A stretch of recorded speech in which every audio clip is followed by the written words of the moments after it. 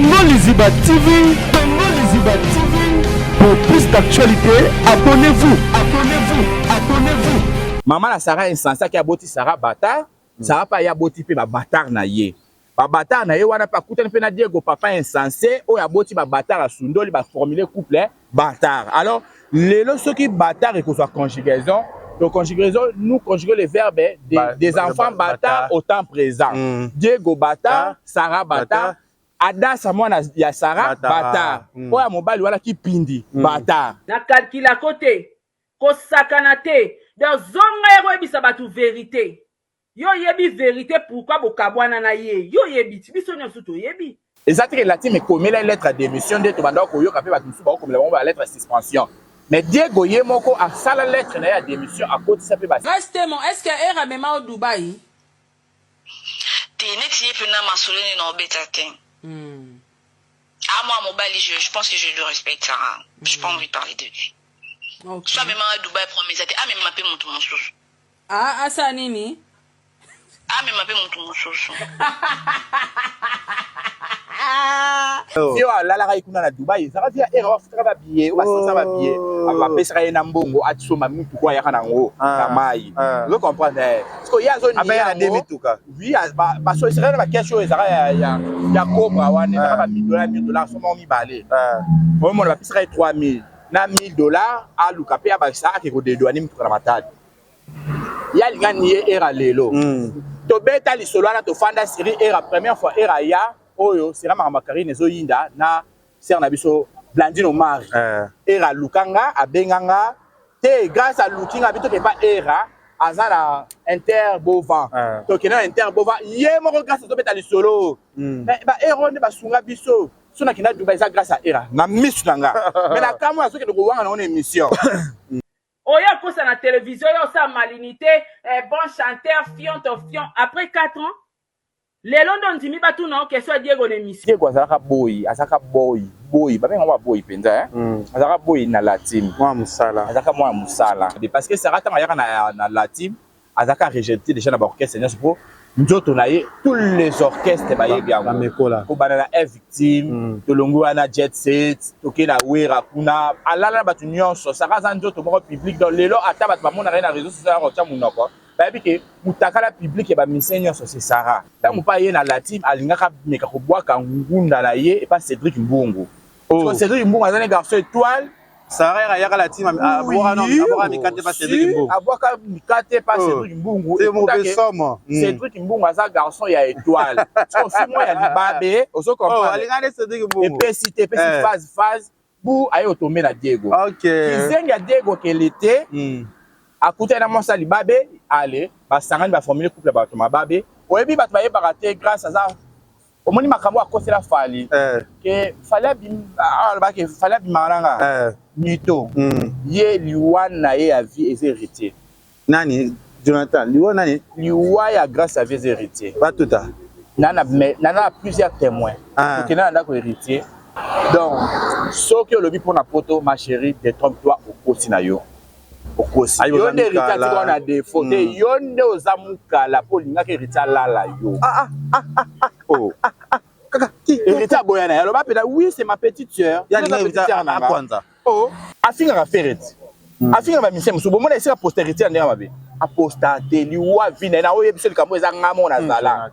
Liwa vine ze héritier osala ngote. Ba fanatique à jeune tala héritier. C'est ressaisir kanga munoko na yo soko lingo leka na télévision loba makam na yo koyaka koloba makamba lokuta te onga na yebi vérité ngai yo na Diego Milito ba bimé poto na premier album ya retirada ndi yo zo binga jeune talent como Diego o abimi ata matadi ya pamba Diego asa bingi journaliste nene ata ba demer na bino bosara na ba ikebeleke wana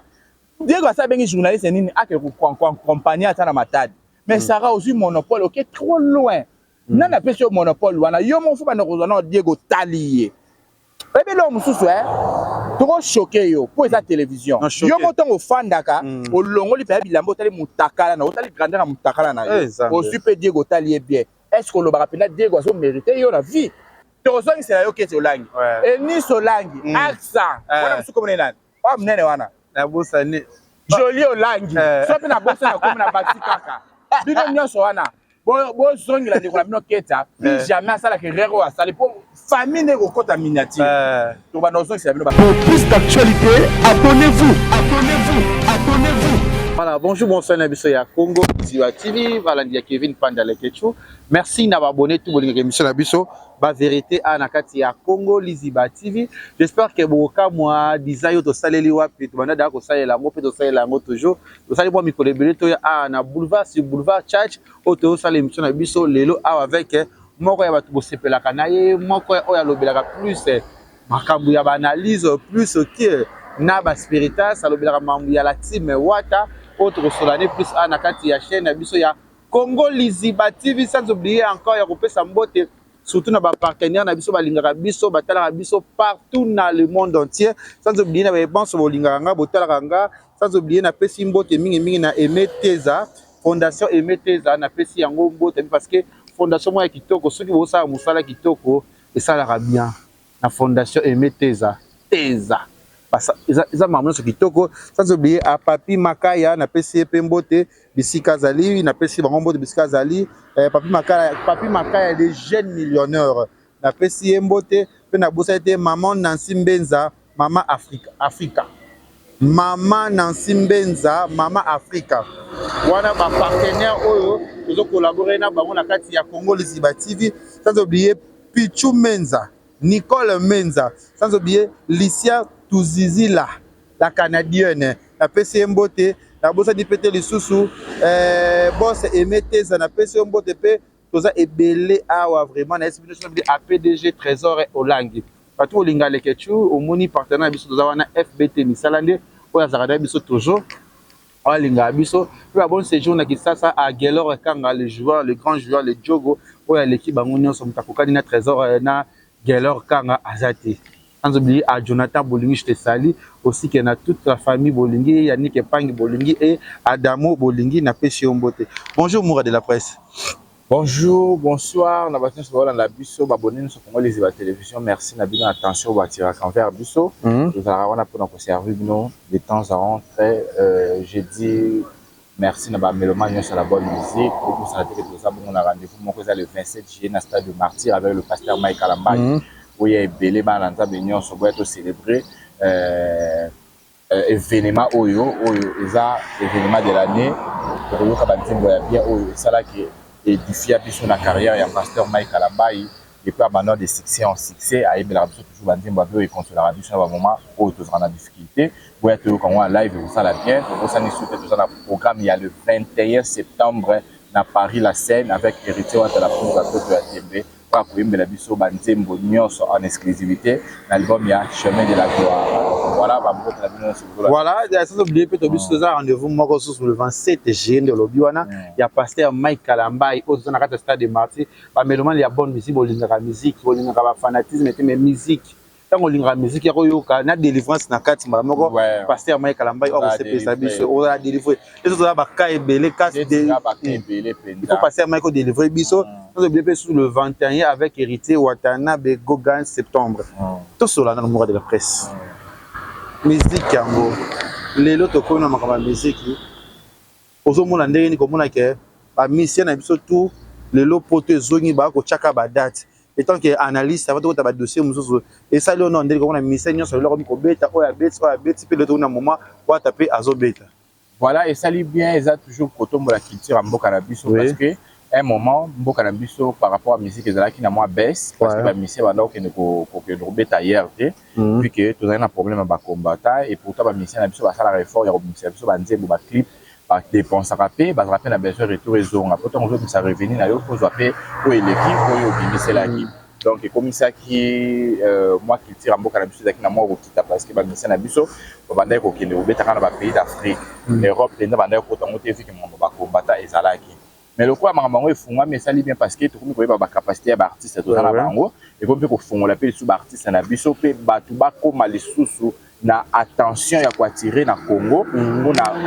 talent ba artiste na biso bazana ngo dire ba talent wana eboma maki na Congo le pas ko beta na Europe et tout monde qui ba bien ba ozala na attention na bango ya ko yeba elo ni ba osala spectacle ni ba osala na Europe au monde ata mundele pe akozala excité ya ko participer na ba concert parce que et à la moment oyo Maintenant, ça va se détendre, maintenant, ça va yoka bien, maintenant, ça a besoin à s'épargner. Donc, ça va un moment où ils sont tellement fort. Les autres, ça va bien les artistes, on a vu sur bateau qui n'a pas coupé, t'as bêté, n'a pas libanda. Courage, n'a artiste, n'a pas félicitations, n'a artiste, n'a pas osé. Ça l'a artiste complet, tant que vous avez chat date, n'a yo. Ça l'a sûr et certain que ça les camonayo, ça va dengue et sengeli. Ça l'a sûr et certain que vous avez la capacité à recevoir ça public parce que dans la partie de sous au chat date, mais au commun devant public, au recevoir ça public, on les a déjà fouté par rapport à promotion au marketing, les cas qui ont battu pour yo qui la tout battu zélé là yo n'a pas pour moi mais comme sur le terrain au monde a échoué donc artiste c'est bon son avis sur un événement boyer pour c'est la vie mieux parce que et là événement où il y a histoire que mbala simata ba qui artiste mo quartier date ba base à la sous excité à aucune ressource bien pour participer dans un programme là donc voilà félicitations à artiste Nios en gros voilà félicitations à artiste Nios en gros le coup l'amour de la presse lobby moi le lobby ba mission ba zo cha date et ça la première culture en boka pena rappeler bato ça na boulevard Church oui tous les les cas à confondre makelele les zongi pour comprendre biso c'est le Congo qui gagne comme on dit les autres moni héritier Watanabe à date na sens c'est quoi encore la scène musicale et ça là qu'on a comme on a héritier motona tembe gogal pas poucho ya biso monsieur ya biso ya mboka comme artiste héritier Watanabe ça te fait comment voilà et déjà et c'est là qu'il a bien fait comme t'es parce que Aza déjà artiste au abé taratoyo pareil tout ça temps pour yo kaina ba spectacle bien wana ya makasi salinga parce que Aza rappelle le premier artiste au akendaka kwa mekape ko betelo kwango malgré simbarate tout monde rappelle ba cholaka ba ba sala en polémique ba lobaka et salinga sou bien makasi ko mona ke yepa zo clôturer parce que Aza lokola artiste wa ko clôturer na ba artiste nyonso ba beto to yebi ya kombo pour na génération donc on voit ba phase tout ça na 3 artistes na Congo oyo bazo bunda o ba sala na mo carrière na bango bazo luka ba tchatcha mutu za fali hériter et faire moni ba wana déjà si ba beta ko ba festa kama ba ba ba sala ki est-ce que lelo eza hériter o azo sala quoi clôture o nim tazo clôturer so mona donc on a concert oyo ya ça donc hériter asa na devoir révéler à conseil la personne na concert oyo pour batiquer le quoi charge à clôture même Bible le baravo mais la fin d'une chose que son commencement donc le barabon passé ba bi que fin sera meilleur muto ayaka na fin atala ka ba ningo ba beta ki liboso atala ka ba échec nino ba ninga ba monaki place nino ba ninga ba koka kité ya ko ya par bongisa mo ba pipi na ba mungu wana classé yango bien aya la biso meilleur ko sala ke to za satisfait ozomona mais sala kinga bien en tout cas courage na hérité wata batu nyonso oyo basana besoin ya participer na concert wana billetterie ça ouvert partout pour somba ba bien na bino pour vous allez déjà bien en ordre tozo postaka li à billetterie partout na ba communauté na biso so beaucoup to okuta yango tozo postango à chaque fois so ba bien na yo papa maman so ba bien parce que concert oyo kozala meilleur événement de l'année et puis to sepela déjà hérité pour yembela biso qui to kwa on avoir moi il y a bien pour Angélique oui ça c'est pesable et c'est pesable féminine nyonso et puis na ba masculin nyonso vous comprenez donc voilà boye belé to sepela elongo na papa H hérité wata voilà la scène musicale c'est ça la scène musicale le 21 septembre avec l'artiste hérité Watanabe lelo bato tout ça net singa na part nga je suis chroniqueur je suis mopanzi sango donc sonika ba artiste nyonso bo sa musala et tant que lelo hérité Watanabe acheté date na ye on est là pour les soutenir comme on dit pour na ko ba soutenir pour les 21 le ko na RSI pe to ko analyse moi muke to so parce que wata ask on a poto hérité Watanabe parce que ça l'émission na poto je moi ba fenêtre bimi et belé na ka ya ba émission oyo o ba lobby mambe belé to la no image oyo après tozonga juste après Jonathan Dario Chila biso image oyo et tozonga juste après fanatique à jeune talent communiquer très important ba fanatique à jeune talent héritier c'est ressaisir kanga munoko na yo soko lingo leka na télévision loba makam na yo koyaka koloba makamba lokuta te o nga na yebi vérité ngai yo na Diego Milito biso misatu to yebi vérité pourquoi alongwa alors so za na posa na ya ko expliquer ngo batu te kanga munoko no kotanga akomone na télévision te atanga akomone te botanga na rate bolinga na rate ok yo yebi nga na yebi yepa yebi batu musupe ya misika na ndinga pe ba yebi donc olinga te lobama fais ta vie yepa osa vie na ye carrière na ye esimba te kokontara un jour ta ozonga na la team wata sokuta ke na orchestre munene lora ya falite soka ke na orchestre munene lora fe regola te oasira yo zonga na likele la orchestre no wana o batu yo moko na ozana bango na kwati orchestre wana bana basi babongi banda batikala babongi na nini yo moko sozwi combien de trophées combien de disques d'or sozwi combien de sala minene obeti outi obeta stade de martyra emeli yo mpiaka na mpiaka kosakana te na kalkila kote kosakana te donc zonga ekoyebisa batu vérité yo yebi vérité pourquoi bokabwana na ye yo yebi ti biso nyonso toyebi oyo kosa na télévision yo sa malinité bon chanteur fion après 4 ans lelo ndo ndimi batu na question Diego na émission yo linga batu no mamba Diego na émission te ondimi yango poani yo fo zongolo bana batu vérité oh c'est concentré kuna bundana ba salle de fête no zo lingo beta na poto kuna bundana na sur album na yo kuna bundana poani ngo mélanger makambo cha bakomba ozako obligé te so mi genye matuna ki Diego ozako obligé à répondre te po yebi bolingana te oyebi yango na ngana yo na ye tolinga kote yo po linga biso te toyebi pe le pourquoi oh bolingi to yebisa batu mamunya suto vivre na privé so nzambe te me Diego aza pa invité ah boni boye ko héritier ça makamna okuna oza leader oza soki grand chanteur oza patron oza milliardaire oza nyonso leki falo leki fere nengo mimonelaka ça mukili na yo na orchestre no wana ba bon chanteur te na orchestre no wana binde héritier ti lelo ozwa no chanteur amalamu atako leka Diego aza te po regreta Diego na télévision boni boye bonga bozande ba PD ah boniko. Voilà, tout comme on a émission oyo batunaka héritier watanabe concernant de konabiso Diego Milito pas musicien ndenge a répondre qui peut au moni retour ya moi sinaye oyo Sarah oyo incité héritier a bien héritier jeune talent a bien misé à local a bien Diego qui na orchestre na yo puis j'espère yo moko yo kiango je sais pas peut-être que l'on entend au mikanda ko expliquer biso ka oyo parce que tozo yebate auto évoluer nan. Voilà, déjà na ka oyo les anango réponse héritier ça pas mal et puis pas grave. Mais na ko senga na bande kopé ba journaliste ou boya ba artiste so ba na actualité to ba na événement oui ba question oyo kotuna parce que artiste le col héritier c'est un artiste où a plusieurs actualités sur les réseaux sociaux. Par commençant par son album où il a Chemin de la gloire, il a déjà actualité et puis surtout déjà actualité il y a musique n'a pas dans la scène le 21 septembre, ils ont déjà actualité. Donc, album, il y a héritier, il y a un moment où il y a bien héritier. Aux attendant 5 albums sur le code décortiqué, retourner la héritier ma question. Et comme ma bien aussi na 1 heure de temps déjà émission. Donc, on a vu sur les journalistes, c'est beau, mais quand même que sur ma peu artiste, on a vu sur mais quand même que sur la professionnelle. Ceux qui artistes ont l'actualité sur le terrain, poser ma cambo ça actualité naie, poser ma cambo ça y orchestre naie. Ce qui est une occasion pour les artistes qui ont une actualité na plateau et na terrain.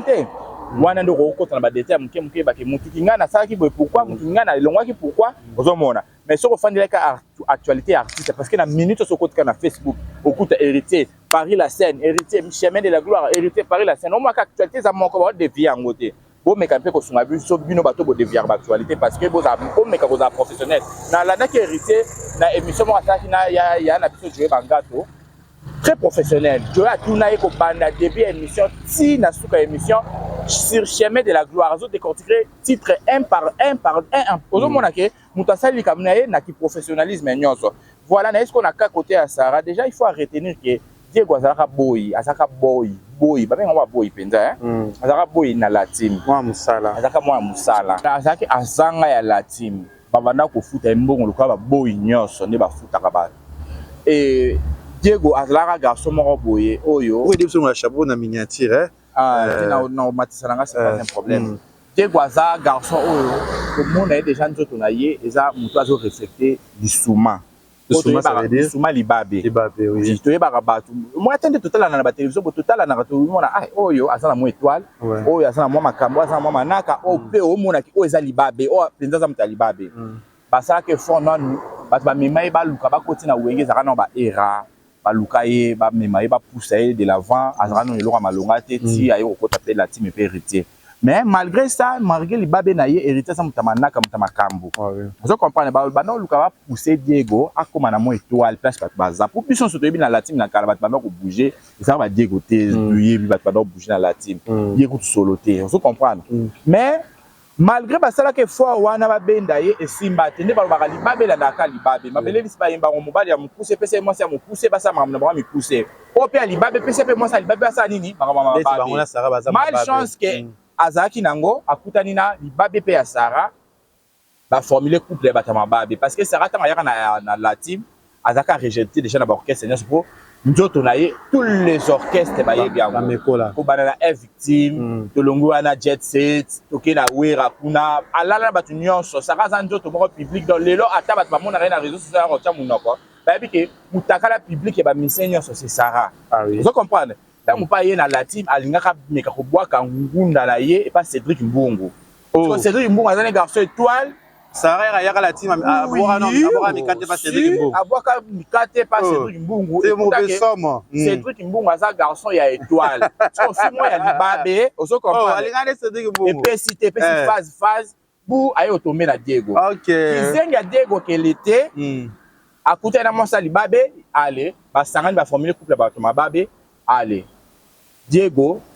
na kozanga wana parce que Diego azaki le chèque ya la team mobimba alors futa kama ekukuna studio na Bovan na kozanga wana amoni pe akuta na mwa fi mwa libabe azopusa mwa carton na ketch abi bon ngape vi nange suka na zape de artiste ba mona na uta mona mutuka na émotion wana elongo lisa la team kaka pamba boy biso soto mona coste ye mutasala lettre ya démission exactement la team ekomela lettre ya démission de to banda ko yoka pe ba tumusu ba komela ba lettre de suspension. Mais Diego Yemoko a sala lettre na ya démission à côté ça peut accepter balongo alongwa na ye couple na bango ya ba bâtard parce que Sarah a enfant bâtard o abotami na mama pe mama wana boti bâtard ye pa boti pe bana bâtard basali génération ba bâtard pour Diego pe bana pe ya Diego pe baza ba bâtard pour papa sundola bana lelo Natacha zo boko la ba bâtard pour papa zate oui vous comprenez faut to bali comme na combo nango Jojo to bombe le côté pour maman na Sarah azalaka maman mo insensé aboti Sarah bâtard moi na zanga tata aux yeux de tout le monde au monde papa la Sarah ninga wangane na kata réseaux sociaux il y a des images voilà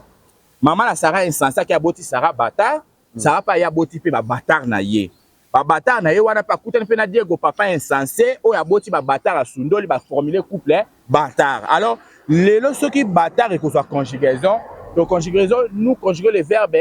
des enfants bâtards au temps présent Diego bâtard Sarah bâtard Adasa mwana ya Sarah bâtard o ya mobali wala ki pindi bâtard au moni baza en famille bâtard autre conjuguer on lelo conjugaison bâtard et kokota na kati ya conjugaison.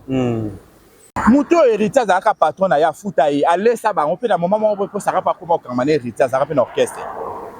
Héritier banda ko futa bango. Parce que yebisanga héritier ko wela ni na Diego po héritier za patron to matato kita to changer histoire te biso so to na histoire ke héritier azaka patron banda ko gangela Diego banda futa. Na lobi elo mo Sarah lobi obi ke yo le lozo bakoma Diego yo zo lingo bakoma Diego na ba émission 4 ans sur souffrance to sala abi zonga na émission ese héritier zonga na émission allo ba vérité la mampo ya ye ko sala Diego je sais pas ce que oza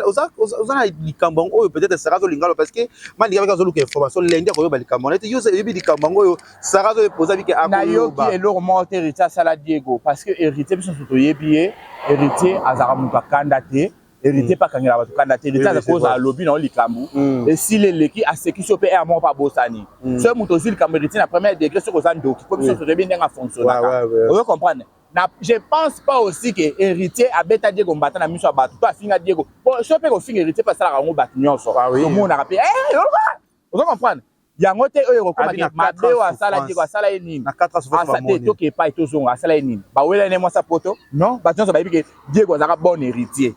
bonne surtout qu'il na terme bonne pour na mincho Diego elle fait partie na féminine pour yene ba konjara na ndako oui c'est vrai voilà azaka bon héritier vous comprenez parce que bon héritier comment héritier cause un problème na ye yo so mona patron na problème na travailleur on ba na problème wana ndeni ezaka ngana o rendez-vous ya ofika ba 4 ans wana akosi ya ko bimsa mambo ya zolo bana aloba vérité pour héritier o ya te pour ça que mambo lo bana héritier on ça il ngote pour a camarade nete ni camarade mbali na ye après niveau na bangote vous comprenez après niveau na bangote déjà Sarah yaka na orchestre héritier na objectif bala la orchestre mo mabatba nyos ba résultat bala la orchestre mo mabatba nyos ba résultat ye mutandimaka po Diego po ye pas faire partie na bana mababe na ba bâtard vous comprenez ndandima ba formuler couple na bango alors tika héritier na buzo bala bino épargner ye bo sala couple bino comment yo moko zana na kama ba musu tongo zo monopole yo finga mutu yo moko zana mobali ya musicien au peto yeba ye tant pas bana azana latima do bunda pe bien Diego. Elle chantait bien pour toujours employer dans mot féminin. Ah oui. Elle chantait bien. Hein? Diego, elle chantait très bien. Elle chantait très bien. Elle chantait vraiment très bien. Elle chantait bien, maman. Oui. Elle chantait bien, maman. Elle chantait bien, ma mère. Elle chantait bien, maman. Ma mère avait le père. Diego m'avait repris. Diego m'avait repris. Elle chantait bien, Diego. Elle chantait bien. Vous comprenez?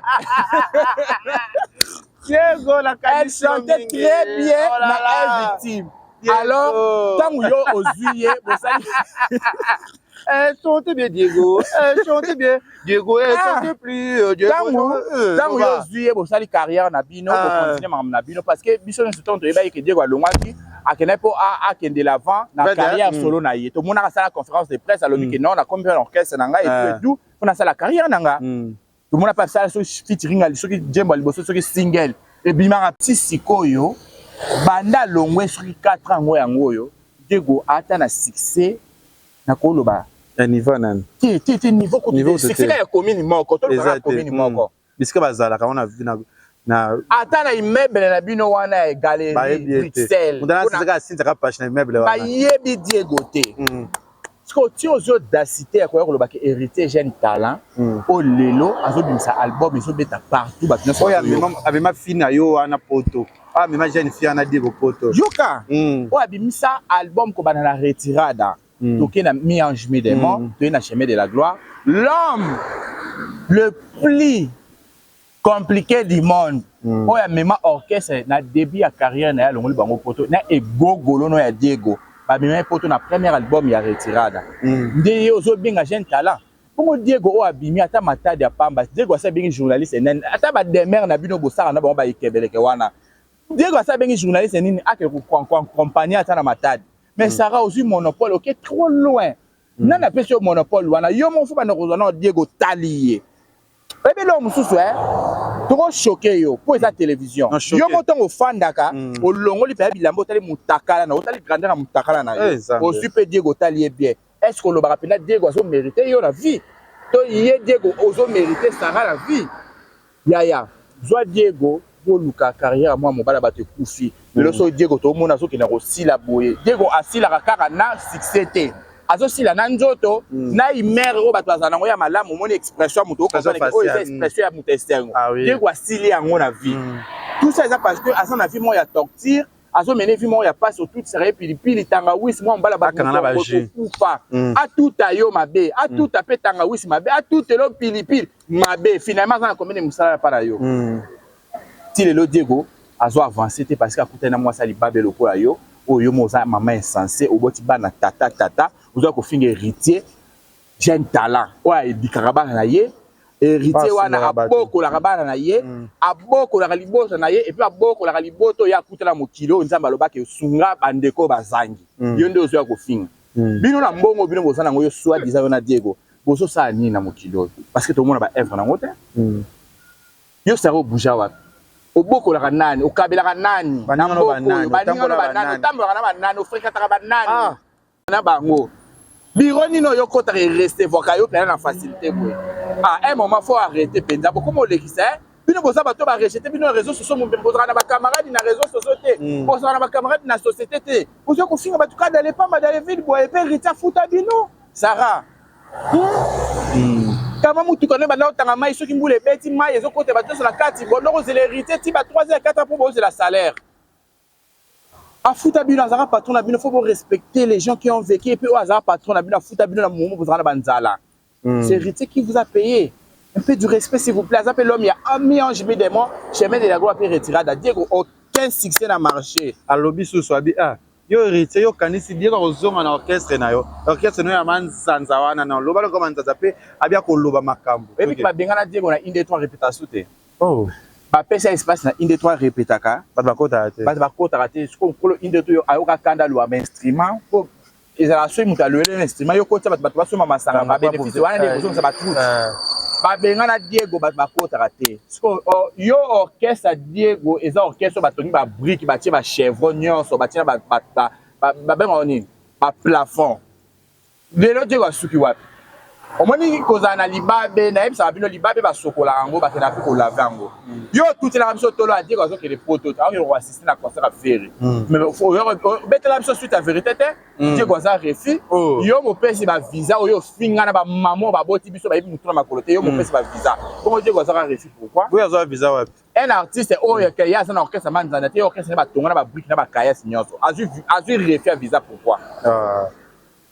Moi mon ko beta masoko fimbu sara. Gara toi héritage à niveau à Diego te après niveau na yo te pour yo mo pe place au fan tu star qui na vidéo ko oyebi ke héritage à niveau ni comme ça ba rappeler te yo mo to sa vidéo zo comprendre que mouton ngana toucher à niveau na ngate ah oui mouton ngana simba à niveau mobile na ngate et pourquoi mobile no Diego qui tendi à mobile no Diego yo mo yebi ke héritier à niveau na yete alors un peu du respect parce que héritier c'est le père de famille à beaucoup la plusieurs personnes déjà na sujet to ko fan la communauté pour to yo ça sera important ça n'est rien à quatre réseaux sociaux à l'autre côté à peine l'autre côté quoi comment peut autant makolo on est l'autre côté ça sera paiement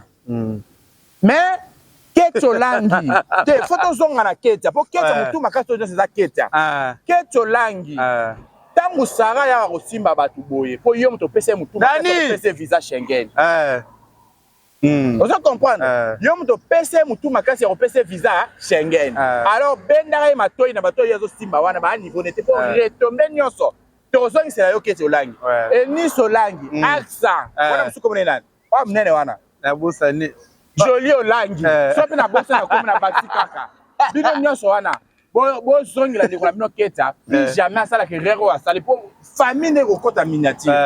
To ba nozongi c'est bino ba. Voilà, merci là. La ça sera fini to simbi keta, to simbi axa jolo langi. O wana msuze Nice, to simbi bino nyonso. Voilà. Voilà là je vois René Champer, René Champer, la PCM bote bisika zali. Donc voilà. Il a évité ce qu'on sur le mot après ma dossier est belé ya konsola parce que la vie penza tobaya yo c'est l'autre côté ozamu kinza alors pensa ça c'est ça qu'on finga to finga te mais to recadrer yo ça na mission il faut simba ka ketia ngala moni meilleure solution moi ko simba ketia akoma baba donc ketia yo kaka ketia mtamaki na poto oui pour ketia mtapesa mtu makasi o ko so ketia sa abuzo ba na te alinga so monopole te oh oui saka na mboko ai loko te oh mo fimo ba no lele papa mbali nyoso ba la azabe na dossier ya bebisa mwani na ngolo baki oh abebisa mwa batu jana atika ate baye batika abebisa mwa batu jana ujana wa koloba asala ni oh asale mama oh Costa Omari Costa na asale mama oh jana ba bebisa c'est grâce à qui c'est grâce à Sarah oh Sarah mais quand même jana na sugar monde sugar son Sarah yo yo ndi ya ko lo ba vérité pourquoi le ngwa la team yo Sarah ya ko lo ba vérité pourquoi le ngwa la team anga ko ta bo soto na la team ba bisa mwana ba sugar papa mera bango ba bisa bango pele bima pas ici taka mo obi sugar ta mo ba mwana ba to ngasa acha musapi mwana ba to selima papa mama papa mela ye tomoni grâce à seki ya bokelo jeton abibino nyonso bolandi kaka héritier pour luka visa abaza visa na ye ngati kwa kosi dozaka na ye oyebi bato bayebaka te grâce à ça omoni makambo akosela fali ke fali alobaki fali abimananga mito ye liwa na ye ya vie eza héritier nani Jonathan liwa nani liwa ya grâce à vie eza héritier batuta nana plusieurs témoins qui n'a pas héritier abino ke beta na ya Bumbashi sol Bumbashi te mwanda kwa kaso memanga pet héritier abi oh na mema ondeni oh memanga héritier na mema yo so na mema opona ke cha wapi na place yo kolala ngala ay héritier abi nga za petite terre na ngai na Italia Nzambe oh gracia héritier abi te na za petite terre na ngai ye liwana héritier grâce à ça spiritas révolta bois qui ngunda na ba warrior vous comprenez akaka héritier à vie papa na de ape ko se héritier makam pour quand tu tombes là le camarade on va piquer mais ngamo ko na misu na ngai na za témoin na pe na ba témoin musu na ko benga siko to che au parleur oyoka et ça il sait que non osa petite sœur nanga na ko jamais héritier boye na ye vous comprenez siko yo nga déjà série wana na zalaka na héritier soki pe bango pe mususu o tokenda po bayeba ni pe na héritier ka ya appelle na héritier bengi nga na kepe na bango na yeba ko mususu na bengi héritier na memi ye tokenda malika to biso misatu ye ko tazaka na programme pe héritier te parce que série na poto ezalaka na yebisa poto ezalaka te na zaka da pe ka na héritier Alexis ta mafinga héritier tout à liboso na salela droit de réponse avant tout ça na oyo a koma na wa mi balé poto ezalaka ezalaka poto héritier ah oui donc ce que le but pour na poto ma chérie détrompe-toi au kosi na yo au kosi yo de héritier ti on a des fautes yo nde ozamuka la polinga ke héritier la yo oh kaka ki héritier boyana ya lo ba peda oui c'est ma petite sœur ya ni héritier na kwanza oh ayele ayaka na ba jewana yaza Jezabel aleka bisika pamba te monte akena na victime monte pela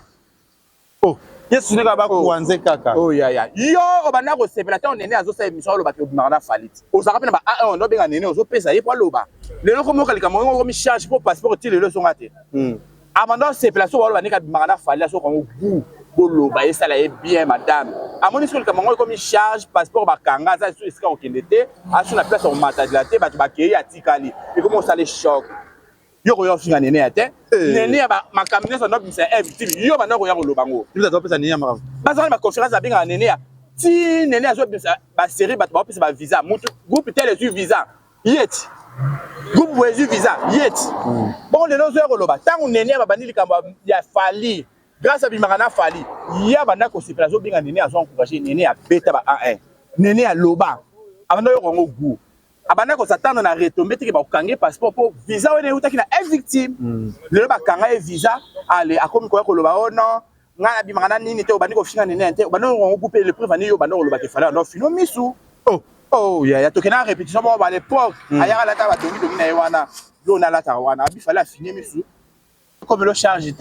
oui pendant c'est là il y a moi on bête ma solo qui fallait donc finir misu vous comprendre donc voilà le comme le charge pourquoi parce que yo moko les cas pas bato loba mais ndeti copine yo oyo o skokaka ba bon makelema oyo yebi ke ba mama kelema nyo sala o futa bato ba mbongo te copine no ndo betele lisolo ke so bimi o na oti reno no tukutana fala benga kingai na oto sabo fala benga nga oli to bimsaka komba copine on a 4 TV to loba non ouais na respect à copine wala to bombi mais yo moko yebi makamnene o lo besa lukuta te grâce tout ça la hypocrisie aux télévision yo zo ya ko finga nene na likambo yebi ki bonda pe ko solo la o nene azani ka ba jara bato so bo solo la enregistrer mais yo on mi yo ka double à 4 réseaux sociaux azora même fois azo ki ko glisser glue to bo mona nene ya lo ba la télévision bo tu na nene ya so ngo wapi mais grâce à une information sur aya on fait ça abia za warrior la vie te oza warrior toza spiritas faut to comme ça la loi oyo e banda muto azara spiritas so akomi warrior boke bozuye bosongisi spiritas muto azaki warrior akomi spiritas bozuye bozongisi azongi warrior grâce à sa spiritas et puis le preuve net si ko bomone ti asaka ba ja ofinga ba misi afinga hérité akokara te po hérité liwa vinaye ah oui na PC défi a finir héritier na page totale a finir à faire a finir ba mission so bomona esi la postérité ndenge mabe a postate liwa vina na oye biso likambo eza ngamo na zala liwa vina eza héritier au sala ngote la coach légendaire coach légendaire page na biso ya coach légendaire Rando Vérité Louba Delix inda kaka ba page na biso Zigubidu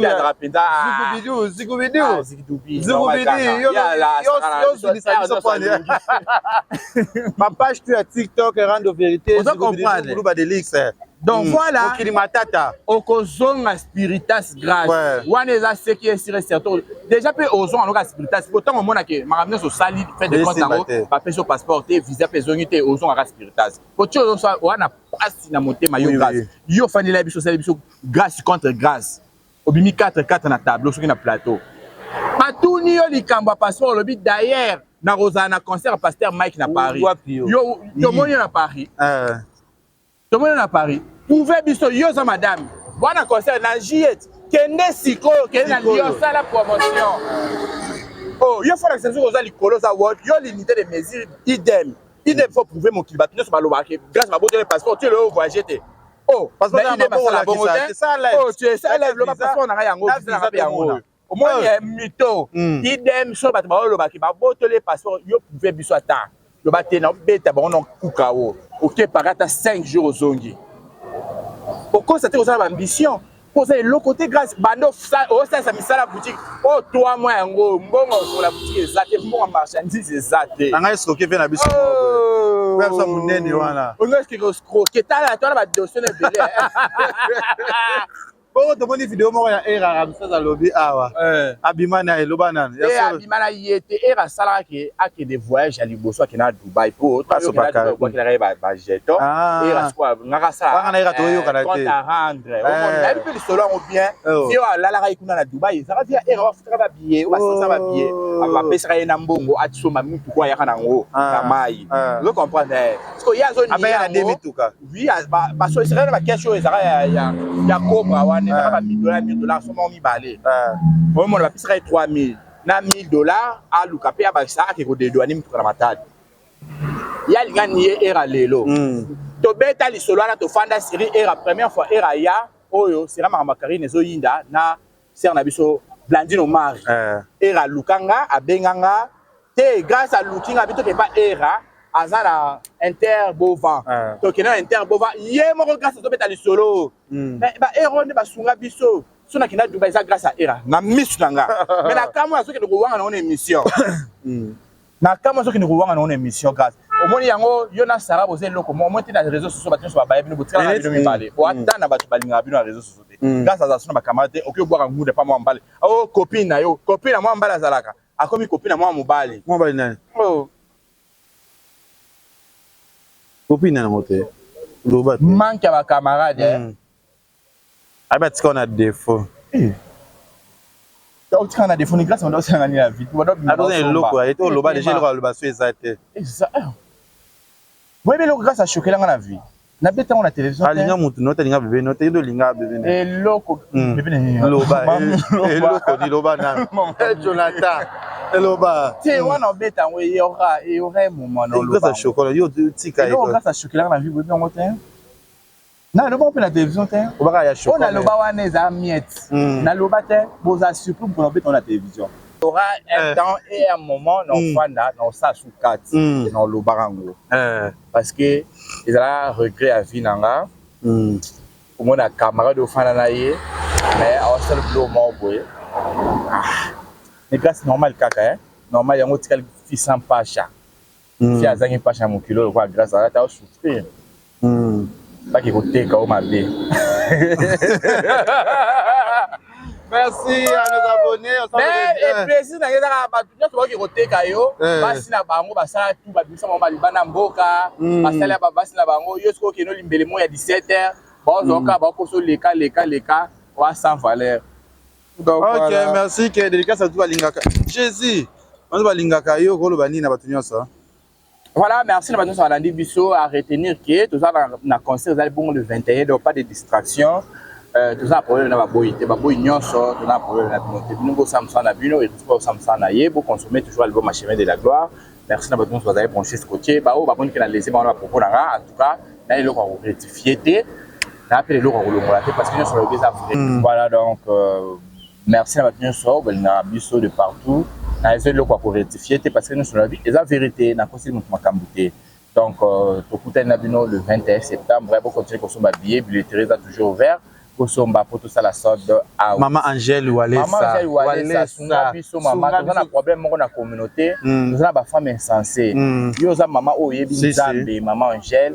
Walesa. Oui oui. Maman Angèle Walesa, nzamba sale la nzamba travers na nzoto na yo. sunga biso sala moi structure mo boye ba femme insensée ou ba na Congo lokola ba Sara lokola ba grâce basi ba Sara mibala malonga pour mobalo moi so za mobala malonga maman Angèle Walesa te ya mate ya mo kitoko kasi mate ba maman te soki maman Walesa te ya maman Angèle Walesa na papa Walesa bazo cha bazo bina bozo ka te maman Angèle Walesa za femme exemplaire ya on a ba sala biso structure mo boye to kutana na ye asangisa basi ba insensée oyo ate ya bango ba comme exemple lokola ye parce que maman Angèle Walesa za maman azo sala fierté na mboka na biso aza parmi ba grande ba femme forte ba grande dame o bazo refléter image ya mosali na Nzambe soko omoni papa Walesa omoni corps de Christ kati na ye aza na besoin BBL te aza na besoin nini te nyonso corps de Christ kati na ye maman Angèle Walesa BBL nyonso ozo comprendre corps de Christ eza kati na ye esalisela BBL nyonso esalisela nyonso donc ana besoin te ke oh non basalanga BBL te ye corps de Christ epesi exemple ya makambo nyonso tozomona na kati na ye sunga biso mama tozala besoin o babasara otela biso bango bachange. Merci Diego le Mignon, merci Jonathan, merci ma caméra, merci à nos téléspectateurs, merci à tout bolinga. Voilà, j'aurais Inda Kaka. Merci Inda, hello Yate. Congo Liziba TV, Congo Liziba TV. Pour plus d'actualités, abonnez-vous, abonnez-vous, abonnez-vous.